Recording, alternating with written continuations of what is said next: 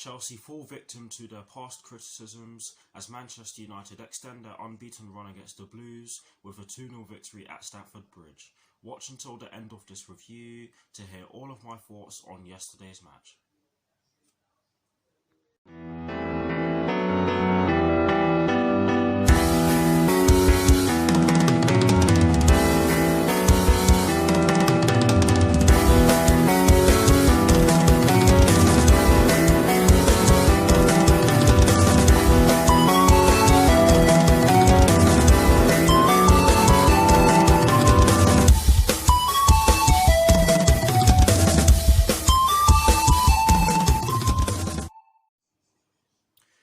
Hello people, welcome to my channel, welcome to another video. This is my review of the game which took place yesterday evening at Stamford Bridge in the Premier League between Chelsea and Manchester United, which ended in a 2-0 win for Manchester United. So what I'm going to do for you guys in terms of this review is that firstly, I'll be giving you guys the lineup that Frank Lampard fielded at the start of yesterday's match. I'll then be giving you guys my thoughts on the match itself, and as always with these reviews, I'll be giving you guys the positives and the negatives in which I took from the match, and lastly, I'll be giving you guys my thoughts on Chelsea's upcoming Premier League fixture, which will be taking place this Saturday at Stamford Bridge against Tottenham Hotspur, with kickoff at 12:30 PM UK time. So without further ado, let's get straight into this review.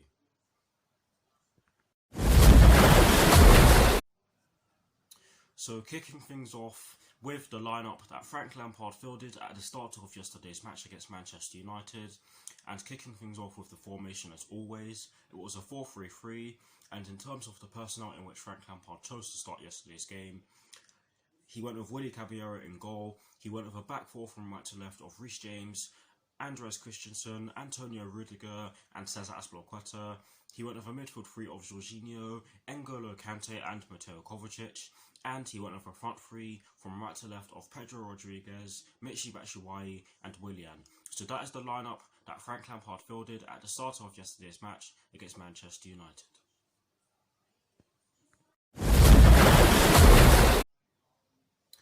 Now for my thoughts on the match itself, and as always, starting off with the first half. I actually felt as though Chelsea made a great start to the match. We put them under a lot of pressure, we were passing the ball about really well, we were pressing them really well like I've pretty much just said. And we did create a few chances in the first few minutes of the match. The most notable one was the one which came from Reece James, where he took a shot from just outside the box, I think it was, and it went just wide of the post on the left hand side, on Reece James's side, or the left hand post shall I say, but it went just past the post, and I thought that it was very unlucky because it was so close to going in. I actually thought it was going to go in, but it was a good try from Reece James, and after that we continued to assert our dominance in the early stages of the match, but in the 10th minute N'Golo Kante had to go off due to injury. I don't know what happened because before the Sky Sports cameras captured a shot of N'Golo Kante sitting on the floor. There was a bit of play that was going on. I believe we were attacking the Manchester United goal, so I didn't actually see what happened, but he fell to the floor, or he was on the floor, and he had to go off, and Mason Mount came on for him, and it turns out that he has a muscle injury, and I believe he has the same muscle injury as Christian Pulisic did. So hopefully he's not going to be out for too long, because in the games coming up soon, we're going to need him. But anyways, N'Golo Kante had to go off for Mason Mount, and I believe that changed the dynamic of our game, because I believe the fact that N'Golo Kante went off the pitch at such an early stage in the game changed the dynamic of our game, because we looked, after that, Manchester United did a lot more attacking. They put us under more pressure than they did in the first 9 to 10 minutes of the game or so. But I do think that for the rest of the first half, after N'Golo Kante came off, we were present throughout the entire first half, and we really should have put the ball into the back of the net at least once, because we did create chances. Michy Batshuayi did have chance after chance. I am going to get into the horrible decisions which were made by the referee. The first decision that was made by the referee, or made by VAR shall I say, was the Harry Maguire incident with Michy Batshuayi. I cannot fathom how Harry Maguire did not get sent off. I cannot fathom how Son got sent off against us back in December when that was easily less severe than the Harry Maguire lunge, shall I say, on Michy Batshuayi. VAR for me is inconsistent, and I'm not one to normally talk about the referees and talk about how well they did, but I think overall the referee is abysmal, and I'll kind of touch more on that later on in this particular section of this review. But that was a poor decision. I don't understand how Harry Maguire was not sent off for that instinctive extension of the leg, which obviously meant that his studs were planted into Michy Batshuayi's. Yeah, you know the section I'm talking about, which obviously meant that Harry Maguire's boot were planted into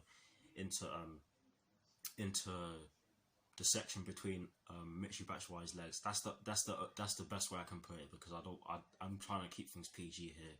But yes, that was an absolutely poor decision by the people upstairs controlling VAR, and I don't understand how the referee and anyone else didn't go. I don't understand how the referee.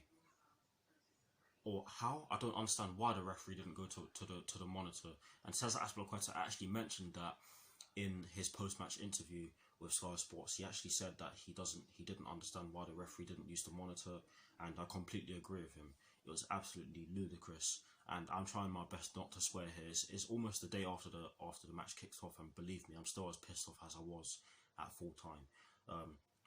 But yes, that was one of the many decisions that went against us in yesterday's match. The second one, sorry, I didn't mean to do that. I meant to do this. The second one was the one where Willian was brought down just outside the box, and for me that was easily a foul. There was contact. The player didn't get any of the ball. I can't remember which player it was, but they didn't get the ball.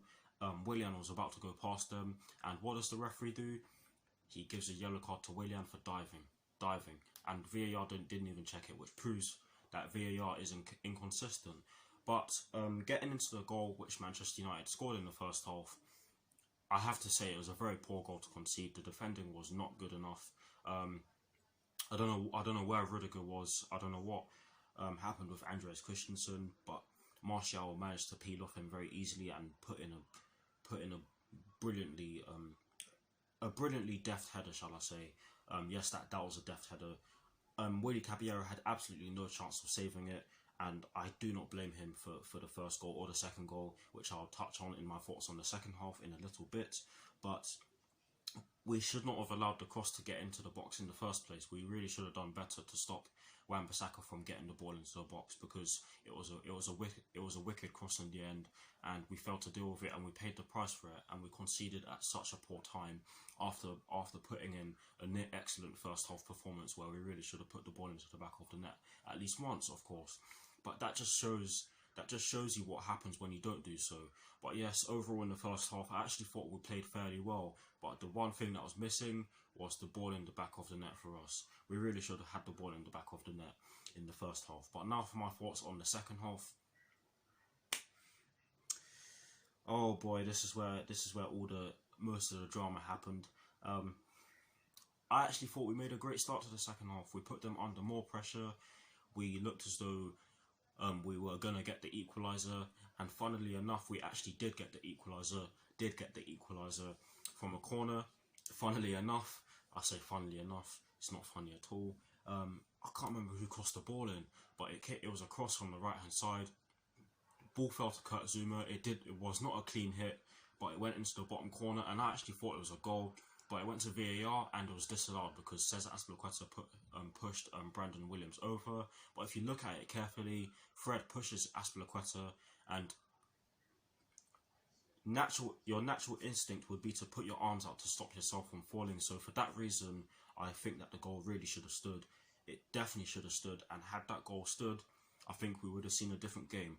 But I'm not going to put my sole blame on the refs and the officials, because to be honest, our finishing was dreadful, and I'm going to again touch on that more in the latter stages of this particular section of this review. But I really think that goal should have stood.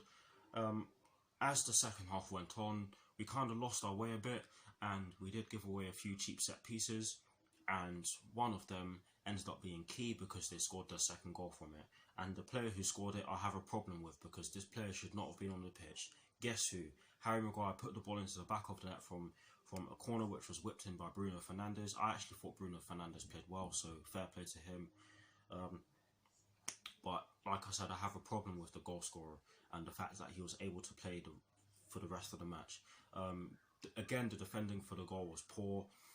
Rudiger allowed Harry Maguire to peel off him and have a free header, which Willy Caballero was not at fault for. He was at fault for neither of the goals. I believe he was. His line of vision was blocked because there were loads of players in front of him, and he did dive for it. He obviously he dived the right way, but I'm not going to blame Willy Caballero for either of the goals. And anyone who does blame Willy Caballero for either of the goals is wrong. The defending for both of the goals was poor, and of course both goals came from crosses, which tells you that we haven't really improved on our defending from crosses or set pieces, because one was from a cross from open play, and the second one was from a corner. But Harry Maguire really should not have been on the pitch to even be involved to even be in the box for the corner in the first place, because that leg extension which saw his studs end up in the section between Michy Batshuayi's legs should have seen him go off the pitch with a red. And I do hope that the FA do something about it, because if they don't, then there's definitely something going on behind closed doors. But yes, overall, I have to say, not great. Before I get into that, there's another thing that I have to mention. Yes, the Giroud goal was offside, so fair play to. I say fair play. They were absolutely bollocks for most of the game, so not really fair play, must I say. But they did get that decision right, so I have no problem with that. But overall, oh god. Overall, I actually thought we didn't play too badly, but we weren't at our shiny best. I think we could have done a lot better, particularly in the final third. I actually thought we defended well for the most part. The only times we didn't really defend well were those times where we kept giving away cheap set pieces, and those times where we actually conceded. But I think Reece James and Cesar Azpilicueta had decent games, but Antonio Rudiger did not have the best of games. Andreas Christensen obviously went off, so I'm not really going to dive too much into that one. But he wasn't at his best either, but he did go off, so I can't really give you an accurate opinion on his performance. Kurt Zouma came on and was easily our best centre-back in yesterday's game. He really should have had that goal stand. He was in the correct positions, but overall, like I said, not the best performance, certainly not the worst. I've seen a lot worse than what we put in yesterday. Sorry, I can't even speak. Mateo Kovacic did come out and say that we need to wake up, and he's absolutely correct. But now for the positives and the negatives in which I took from the match. Starting off with the positives, there's only one positive in which I took from the match, and you guys will be very surprised to hear me say that I actually took a positive from yesterday's match, considering the amount of drama that went on involving VAR and the referee Anthony Taylor. But the first and only positive in which I took from yesterday's match is the fact that we were present for most of the match, and Mateo Kovacic had a good game. He was easily our best player on the pitch yesterday, just after Willy Caballero, who I thought did everything right. Can't really blame him for either of the goals, like I said already, but I thought that we did everything right, particularly in the first half, and in the second half we did show that we can put the ball into the back of the net. It's just the fact that we didn't do it. We just didn't do it when we actually had more opportunities to do so in the first half, which could have saw us get a different result in yesterday's game if we did so. But that is the first and only positive in which I took from yesterday's match. Moving on to the negatives, and there are two negatives in which I took from yesterday's match. The first negative in which I took from yesterday's match is the fact that our finishing was dreadful and we conceded 2 goals from crosses into the box. Like I said earlier on in this particular section of this review, the first one was from open play, the second one was from a corner, so not open play. We really need to improve. We rapidly need to improve on our defending from crosses, or from crossing situations, shall I say? Because if we do not do so, then let me just put it this way: we've got Bayern Munich coming up soon in the Champions League, and we're at home first. We trust me, we will get embarrassed if we do not defend if we do not learn how to defend from crosses sooner rather than later. But that is the first negative in which I took from yesterday's match. The second and final negative in which I took from yesterday's match is the fact that we looked jaded and some of our players were inept for that reason. Yes, we did look as though we could not do anything in the final third. We lacked the creativity, we lacked the skill. Some of our passing was sloppy, I have to say. But I do think that it was not our worst performance, like I said already. Guys, I really don't know what else to say. I've said my piece on the match. There's obviously something going on behind the scenes, because Manchester United always seem to be able to do this against us at Stamford Bridge. They've done it numerous times, and that was actually their first victory at Stamford Bridge in almost 8 years exactly. And the last time they beat us at Stamford Bridge in the Premier League, they got a goal. The winning goal. One of the goals they scored was actually offside, and they won the game by 3-2. And I know that was long ago, but if you think about it, similar things happened yesterday, but so you can argue that they went against us and not for. Oh God, I can't even speak.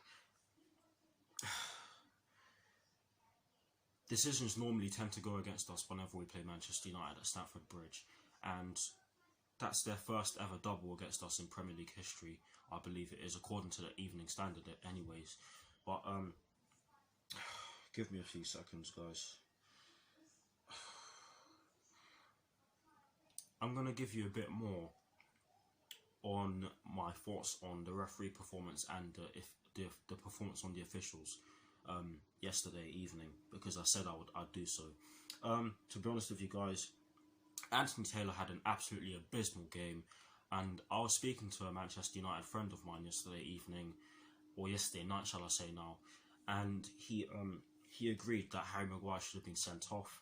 He thought that was a poor decision. He didn't even watch the game. You know who you are, by the way. He didn't even watch the game. He must have seen it, and he said that Harry Maguire should have been sent off.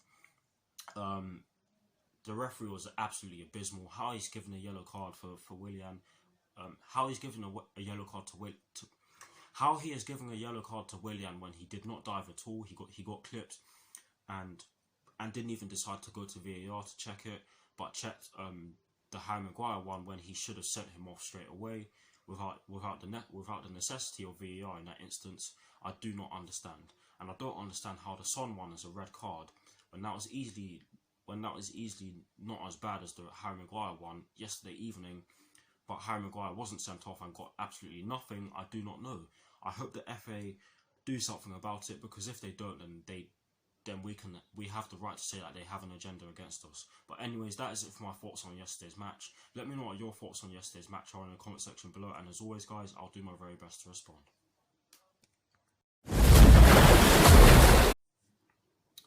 Now, to conclude this review, I'm going to give you guys my thoughts on Chelsea's upcoming Premier League fixture, which will be taking place on Saturday at Stamford Bridge against Tottenham Hotspur, with kickoff at 12:30 PM UK time. Oh dear, guys. Oh dear. This is a must-win game on Saturday, and we're going to have to learn how to finish our chances, especially against the Jose Mourinho team that is looking to make their way into the top four.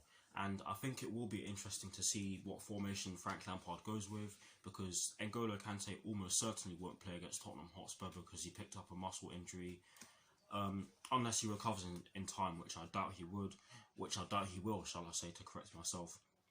And I also think it will be interesting to see what formation he goes with, because you'll probably think that he'll go with a 3-4-3 because it worked really well against Tottenham Hotspur at White Hart Lane. Yes, I will say White Hart Lane, but Tottenham Hotspur have been playing really well. After that game, and they got the win against Aston Villa in the last minute, which shows you that they have the heart to do so. They have the heart to get the job done away from home, and especially when their backs are against the walls, because Aston Villa did give them a good game. I actually watched that game, but you have to give credit to Spurs for getting the job done in the last minute of the match. But it will be a hard game. Hopefully we come out on top, and I expect us to be fired up after yesterday's game, where we had so many decisions go against us, and the wrong decisions as well, might I add. But we have to win this game on Saturday, and I fear for the boys, because going into a game against a Jose Mourinho team where you have to win is not a good situation at all. Normally, guys, I'd give you a reference, but I'm really not in the mood to do so because of the fact that I'm so pissed off at the fact that let me start again. Normally, I'd give you guys a little bit of a cheeky reference to something I used to love watching, i.e. Doctor Who or Miranda or something like that, or maybe even a song. But I'm really not in the mood to do so because of the manner in which we lost to Manchester United yesterday evening. It was absolutely abysmal. I didn't think that the game was that good to watch, to be honest. I'm not just saying that because we lost. I'm saying that because the referee, he killed the game for me. But guys, my sole blame is not on the referee yesterday. I thought we should have converted our chances. But anyways, that is it for my review. I need to go and plan some future videos, which, by the way, the next video I'll be doing will probably be a combined 11 with my friend David, so stay tuned for that. And guys, Chelsea fans, don't be too disheartened. I know that sounds a bit, it's a bit too late for me to say that now because of the way we lost, like I said already. But there are games ahead. Let's look forward to Spurs, where hopefully we get the job done. Thank you all for watching. Like, comment and subscribe to my channel if you're new, and I'll see you all very soon for some more videos. Come on, you Blues. Come on, Frank Lampard. And peace.